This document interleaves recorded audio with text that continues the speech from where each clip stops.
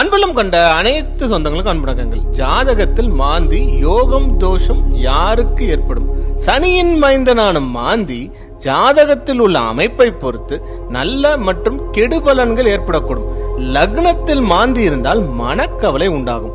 2ஆம் இடத்தில் மாந்தி பேச்சு செயலில் தடுமாற்றம் உண்டாகும். 3ஆம் இடத்தில் மாந்தி இருந்தால் உங்களுக்கு வெற்றிகளை அள்ளி கொடுக்கும். 4ஆம் இடத்தில் மாந்தி இருந்தால் தாயார் உடல்நிலையில் பாதிப்புகள் உண்டாகும்.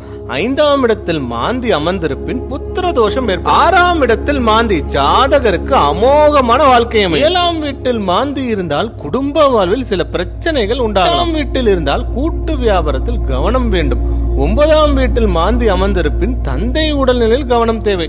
10ஆம் வீட்டில் மாந்தி இருந்தால் உழைப்பால் முன்னேற்றம் அடைவீர்கள். 11ஆம் வீட்டில் மாந்தி இருந்தால் கோடீஸ்வர யோகம் உண்டாகும்.